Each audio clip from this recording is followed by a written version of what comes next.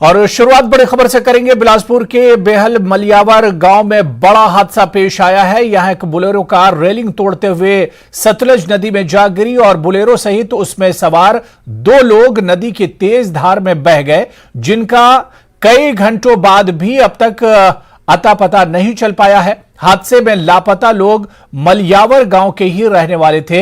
हादसा यहां निर्माणाधीन 4 लेन पर टोल प्लाजा के पास हुआ है। बताया जा रहा है कि मलियावर गांव के रहने वाला 30 साल का आशीष राणा और 25 साल का राजेश सुबह सुबह कहीं जा रहे थे, तभी उनकी कार रेलिंग तोड़कर नदी में जा गिरी और नदी की धार तेज होने के चलते वो कार सहित बह गए, जिनकी तलाश की जा रही है। नदी में काफी दूर तक तलाशी के बाद अभी तक इनका पता नहीं चल पाया है। सर्च ऑपरेशन में जिला प्रशासन के साथ एनडीआरएफ की टीम भी लगी हुई है।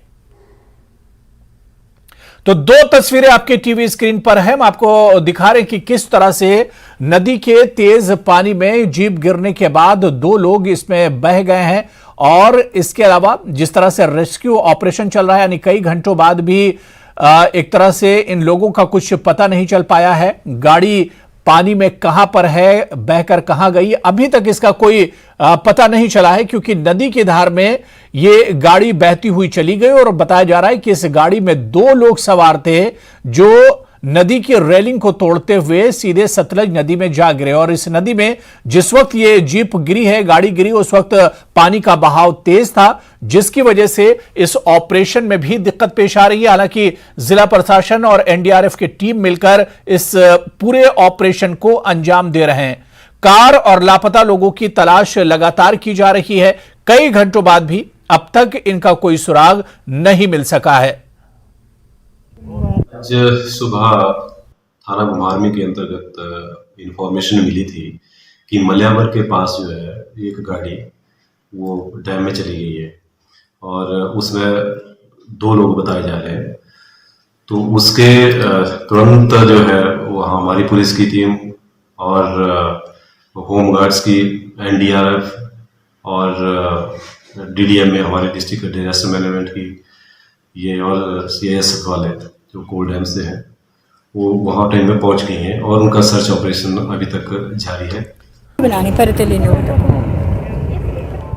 और बिलासपुर से हमारे सहयोगी अरुण हमारे साथ इस खबर पर जुड़े हुए, उनसे अपडेट लेते हैं। अरुण, क्या अपडेट है, क्योंकि कई घंटे इस हादसे को बीत गए हैं, क्या अब तक पता चल पाया जो गाड़ी पानी में गिरी थी, क्या उस बारे में कुछ अब तक जानकारी मिल पाई है? एनडीआरएफ और पुलिस के जवान निरंतर सर्च ऑपरेशन पे लगे हुए हैं, लेकिन अभी तक यहाँ पे कोई भी परिणाम सामने नहीं आया है। हाँ, ये भी मैं बताना चाहूंगा कि जो ये गोविंद सागर झील है, इसमें जो कीर्तपुर नेचौक जो ये 4 लेन का कार्य चला है, इसमें भी इसकी वजह से भी इसमें झील में बहुत सारी गाद भर गई है। कई बार ऐसा भी हो जाता है कि जैसे वाहन गिरते हैं तो गाद में धंस जाते हैं। अभी तक कोई भी परिणाम सामने नहीं आया। हालांकि ये भी बताना चाहूंगा कि इसमें जो पानी है वो भी अधिक नहीं है, क्योंकि इसके ऊपर कोल डैम है, तो कोल डैम से पानी को नियंत्रित कर लिया जाता है। लेकिन जो गोविंद सागर झील आरंभ होती है, ये शुरू का ही मुहाना है जहाँ पर ये घटना घटित हुई है। इसके आगे गोविंद सागर झील आरंभ होती है। फिलहाल ये समय बता पाएगा कि कब तक ये जो 2 लापता व्यक्ति हैं और जो जीप गिरी है कब तक ये मिल पाएंगे। बिल्कुल अरुण, क्या इस बात का पता लगाया जा सकता है कि कितनी दूर तक ये सर्च ऑपरेशन चलाया जाएगा, क्योंकि ये नदी तो बहुत बड़ी है, तो कहां तक ये ऑपरेशन चलाया जा चुका है या कहां तक ये ऑपरेशन होगा? क्योंकि अब तो शाम हो चुकी है, क्या शाम में भी ऑपरेशन चलाया जाएगा, पता लगाया जाएगा इस गाड़ी का? अभी तक जो एनडीआरएफ और पुलिस की जो टीम बनी है अभी तक वहां पे कार्य पर लगी हुई है और यहाँ पे करीब 5 किलोमीटर दायरे में इसकी जो तलाश है जारी है। लेकिन अभी तक कोई भी परिणाम सामने नहीं आया है। हाँ, शासन प्रशासन की ओर से ये कहना है कि पूरे प्रयास जारी हैं और जब तक जीप और जो लापता व्यक्ति नहीं है तब तक निरंतर जो सर्च ऑपरेशन है ये जारी रहेगा। चलिए, बहुत बहुत शुक्रिया अरुण हमारे साथ इस खबर पर जुड़ने के लिए, अपडेट करने के लिए। तो कई घंटे इस हादसे को बीत चुके हैं, लेकिन कार का या इस जीप का, गाड़ी का कोई अता पता नहीं चला है। 2 लोग इसमें बताए जा रहे हैं जो सवार थे, वो भी, उनका भी अभी तक कोई सुराग नहीं मिला है। हालांकि जिला प्रशासन और एनडीआरएफ की टीम लगातार प्रयास कर रहे हैं कि इन लोगों का सुराग निकाला जाए, क्योंकि नदी में पानी का बहाव काफी तेज है। इसकी वजह से भी सर्च ऑपरेशन में दिक्कत पेश आ रही है। हालांकि एनडीआरएफ और प्रशासन का कहना है कि जब तक इन लोगों का पता नहीं लगा लेंगे तब तक ये सर्च ऑपरेशन चलता रहेगा।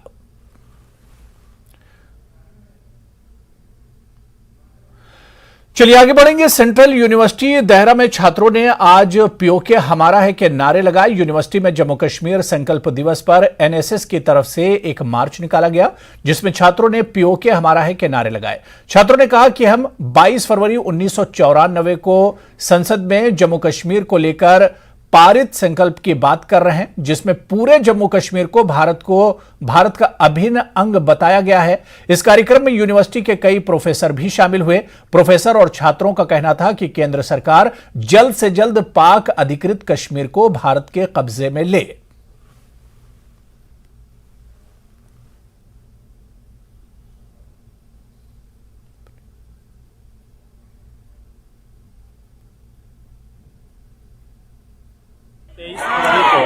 हम एक संकल्प दिवस मना रहे हैं क्योंकि 22 फरवरी 1994 को भारत सरकार ने पार्लियामेंट में एक रेजोल्यूशन पास किया, जिसमें ये बताया गया कि ये संकल्प लिया गया था कि जो पाकिस्तान ने इलीगल रूप से कश्मीर का एक हिस्सा अपने पास ऑक्युपाई कर रखा है, हम उसको वापस लेकर रहेंगे। तो आज उसी उपलक्ष्य में आज हम 23 फरवरी को इस संकल्प दिवस के रूप में इसको मना रहे हैं।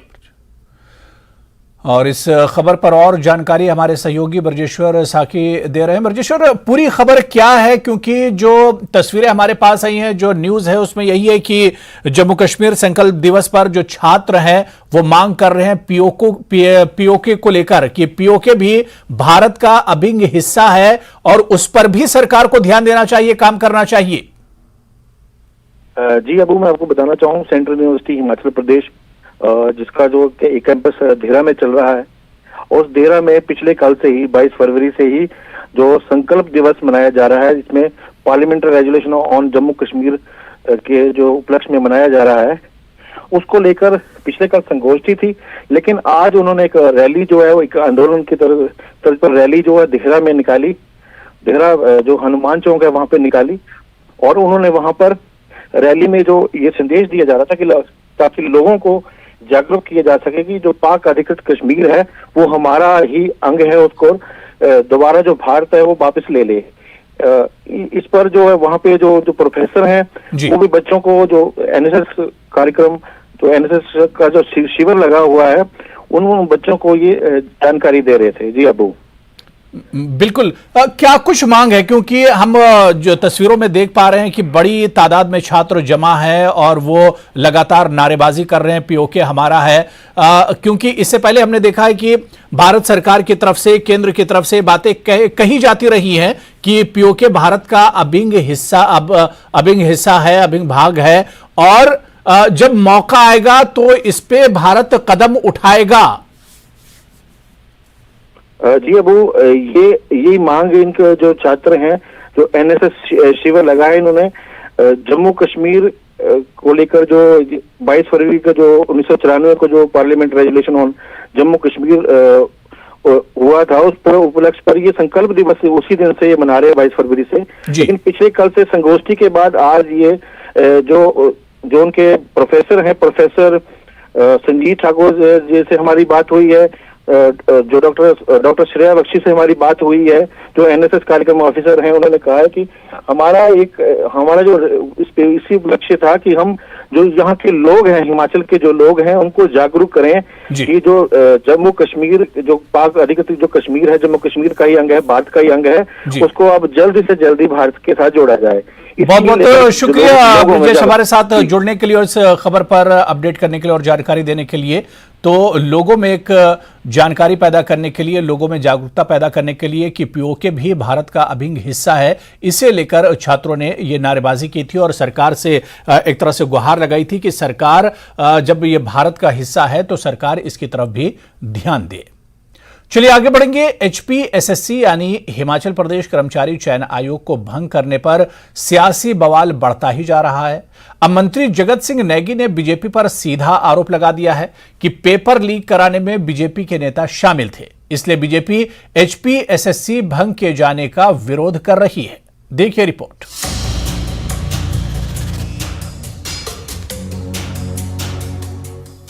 मंत्री जगत सिंह नेगी का बीजेपी पर बड़ा आरोप।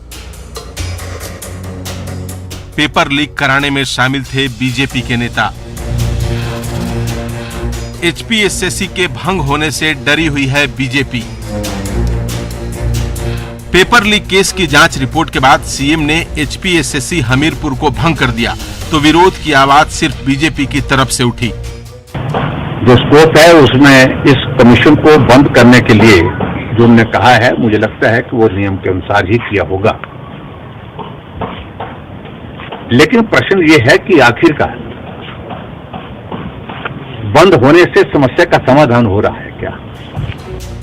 मगर विरोध की इस आवाज को बीजेपी नेताओं का डर बताते हुए मंत्री जगत सिंह नेगी ने बहुत बड़ा आरोप लगा दिया है। नेगी ने कहा कि बीजेपी राज में उसके नेता भी पेपर लीक कराने में शामिल थे, जिन्हें एचपीएसएससी के भंग होने के बाद अब जांच में बेनकाब होने का डर सताने लगा है। जो है भाजपा जो है खुद इसमें शामिल थे, तो इसलिए अब इन्होंने अपने लोगों को बचाना है। अगर इनको नहीं बचा पाएंगे, कहीं उनके मुख से निकल गया कि ये लोग हमें दबाव में काम कराते थे, हमारे से गलत काम कराते थे, तो इनकी बारी आनी है। तो इसलिए इनको अब जो है अपना मुखौटा जो है दिखाना पड़ेगा पब्लिक के पास।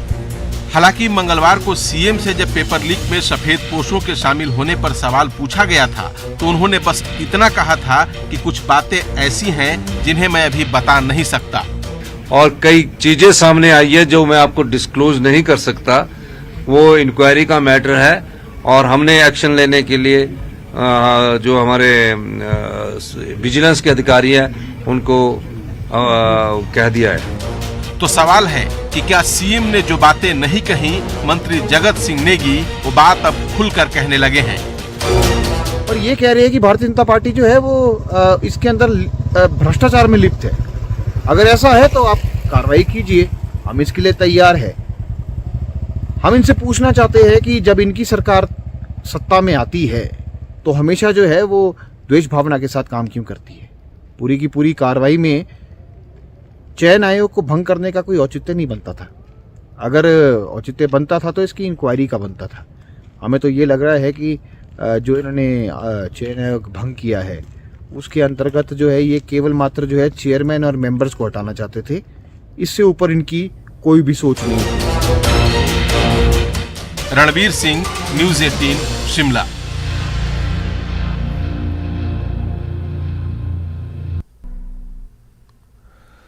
ब्रेक के बाद आगे बढ़ेंगे। खबर कुल्लू से है, जहां बिजली महादेव तक रोपवे निर्माण का काम जल्द शुरू होगा। श्रद्धालुओं को बिजली महादेव के मंदिर पहुंचने में काफी परेशानी होती है, जिसके लिए रोपवे निर्माण का प्रस्ताव कई साल पहले ही रखा गया था। सीपीएस सुंदर ठाकुर ने कहा कि 3 महीने के अंदर रोपवे निर्माण की योजना धरातल पर आ जाएगी। साथ ही किरतपुर से मनाली तक नेशनल हाईवे 3 महीनों के अंदर शुरू हो जाएगा।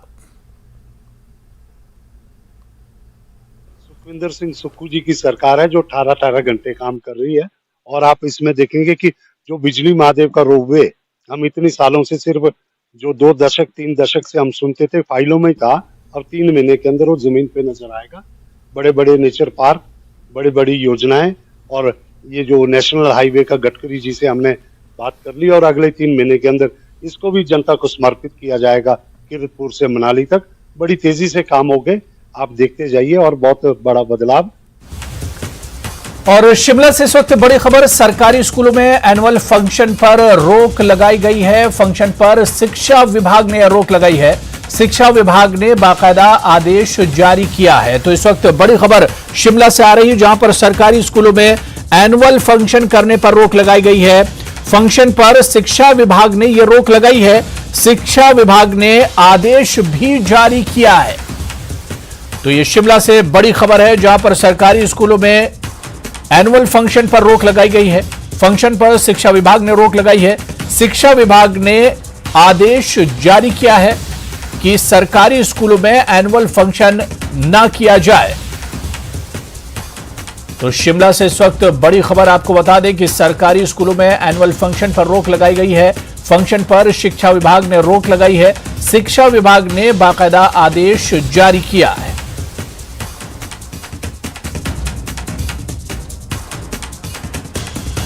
तो शिमला से इस वक्त बड़ी खबर आपको बताते चले कि सरकारी स्कूलों में एनुअल फंक्शन पर रोक लगाई है। शिक्षा विभाग ने बाकायदा आदेश जारी किया है कि सरकारी स्कूलों में सालाना फंक्शन न किया जाए। एनुअल जो उनका प्रोग्राम होता है, एनुअल जो फंक्शन होता है, इस पर रोक लगाई गई है। फंक्शन पर शिक्षा विभाग ने रोक लगाई है। शिक्षा विभाग ने बाकायदा आदेश जारी किया है कि सरकारी स्कूलों में एनुअल फंक्शन न किया जाए।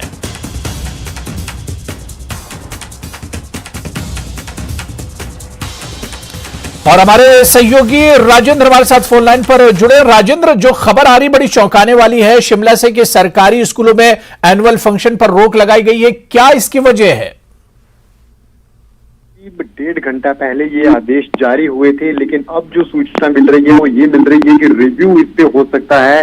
जैसे ही ये आदेश जारी शिक्षा विभाग की तरफ से हुए, उसके बाद हड़कंप जो है तो वो सियासी माहौल में देखा गया। लगातार ये एकदम वायरल ये पूरा आदेश हो गया और उसके बाद अब ये लग रहा है कि रिव्यू स्टेट गवर्नमेंट इस पूरे आदेश को कर सकती है और अगर शिक्षा मंत्री इंटरफेयर कर सकते हैं तो अब जो संभावनाएं बन रही है वो इन आदेशों को वापस लिया जा सकता है। दरअसल जो नुकसान हुआ है पढ़ाई का उसको कवर अप करने के लिए, क्योंकि शिक्षण सत्र शुरू हो चुका है तो एग्जाम का शेड्यूल ऐसे में है, तो एग्जाम्स को देखते हुए और जो क्लासेस के डे होते हैं, पढ़ाई के जो पूरे लेक्चर्स होते हैं उनको पूरा करने के लिए आदेश डायरेक्टर हायर एजुकेशन की तरफ से जारी किए गए थे। लेकिन अब क्योंकि इन आदेशों के जारी होने के बाद हड़कंप मच गया है, लगातार संपर्क शिक्षा मंत्री की तरफ से भी किया जा रहा है, तो अब लग रहा है कि शिक्षा मंत्री इस पूरे मामले में इंटरफेयर कर सकते हैं और अगर वो इंटरफेयर करते हैं तो आदेश वापस भी लिए जा सकते हैं। लेकिन फिलहाल जो ये आदेश जारी किए गए हैं इनको हम यही समझ सकते हैं कि जो क्लासेस का एक शेड्यूल रहता है, जो वर्किंग आवर रहते हैं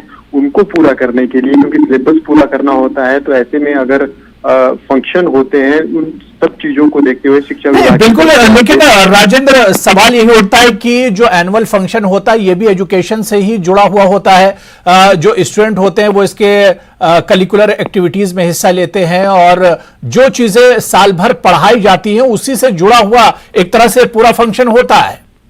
बिल्कुल, लेकिन एक रिपोर्ट हिमाचल प्रदेश की शिक्षा को लेकर जब एक रिपोर्ट आई थी और उस रिपोर्ट में जो शिक्षा की गुणवत्ता को लेकर सवाल खड़े हुए थे और हिमाचल प्रदेश छठी उसमें रहा था पूरे देश में सवाल। उसके बाद हिमाचल प्रदेश में क्वालिटी ऑफ एजुकेशन के ऊपर उठे थे, जिसके बाद लगातार प्रदेश सरकार की तरफ से गुणवत्ता को इम्प्रूव करने की बात कही गई थी। शिक्षा मंत्री ने कहा था कि जो नई सरकार आई है वो क्वांटिटी ऑफ एजुकेशन की जगह क्वालिटी ऑफ एजुकेशन के ऊपर ध्यान देगी और जो गुणवत्ता है, खासकर जो प्राइमरी स्कूल्स हैं, हम कह सकते हैं छठी से लेकर 14 साल तक की, 6 साल से लेकर 14 साल तक की उम्र के बच्चों की, उस गुणवत्ता के ऊपर प्रश्न चिन्ह खड़ा हुआ था और उसको लेकर से स्टेट गवर्नमेंट की तरफ से फोकस किया गया था कि जो कक्षाएं हैं वो पूरी लगनी चाहिए, पूरा समय बच्चों की पढ़ाई हो। तो ऐसे में फिर चेंजेस करने का निर्णय भी कुछ हुआ था बड़े स्तर पर कि कैसे इम्प्रूव किया जा सकता है। तो ये समझा जा रहा है कि ये जो आदेश निकले हैं ये सारे उन्हीं बैठकों का नतीजा है कि कैसे हिमाचल में क्वालिटी ऑफ एजुकेशन को इम्प्रूव किया जा सकता है। लेकिन अब देखना ये होगा कि क्या ये आदेश स्टैंड रहते हैं या फिर शिक्षा मंत्री के इंटरफेयर के बाद और मुख्यमंत्री के इंटरफेयर के बाद इन आदेशों को बदला जा सकता है।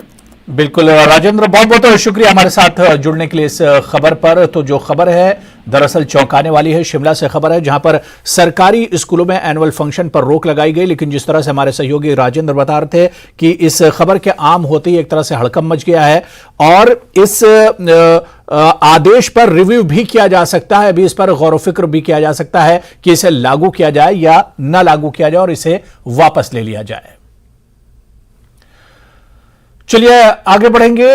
इस बार धर्मशाला में 19 और 20 अप्रैल को G20 का आयोजन किया जाएगा, जिसमें दुनिया भर के 70 प्रतिनिधि भाग लेंगे। बैठक की तैयारियों का जायजा लेने के लिए विदेश मंत्रालय की एक टीम धर्मशाला पहुंची है, जिसमें तैयारियों को लेकर समीक्षा बैठक की जिसकी अध्यक्षता विदेश मंत्रालय के संयुक्त सचिव एल रमेश बाबू ने की। बता दें कि इस बार G20 की अध्यक्षता भारत को मिली है, जिसके तहत देश के अलग अलग राज्यों में G20 की 200 से ज्यादा बैठकें होनी हैं। जो G20 की प्रेसिडेंसी है वो भारत को मिली है और ये एक बहुत गर्व का विषय है सभी भारतीयों के लिए। और इसमें 56 सिटीज़ जो हैं वो all across the country identify किए गए हैं जहां पर G20 की जो बैठकें हैं वो इस साल आयोजित की जानी है। और हम फॉर्चुनेट हैं कि धर्मशाला को भी एक जो लोकेशन है वो चयनित किया गया है। और इसका जो श्रेय है, जो लास्ट ईयर हमारा यहाँ पे फर्स्ट चीफ सेक्रेटरीज की कॉन्फ्रेंस हुई थी और उसके सब्सिक्वेंटली टूरिज्म मिनिस्टर्स की भी कॉन्फ्रेंस हुई थी, उसके एक सफल आयोजन को एक बहुत बड़ा श्रेय जाता है कि धर्मशाला को भी मौका मिला है। कल से छत्तीसगढ़ के रायपुर में कांग्रेस का राष्ट्रीय अधिवेशन शुरू होने वाला है। इस अधिवेशन में कांग्रेस प्रदेश अध्यक्ष प्रतिभा सिंह और हिमाचल के सीएम सुखविंदर सिंह सुक्खू शामिल होंगे। कल से शुरू होने वाला कांग्रेस का यह अधिवेशन 26 फरवरी तक चलेगा। अधिवेशन के बाद सीएम का दिल्ली जाने का भी कार्यक्रम है।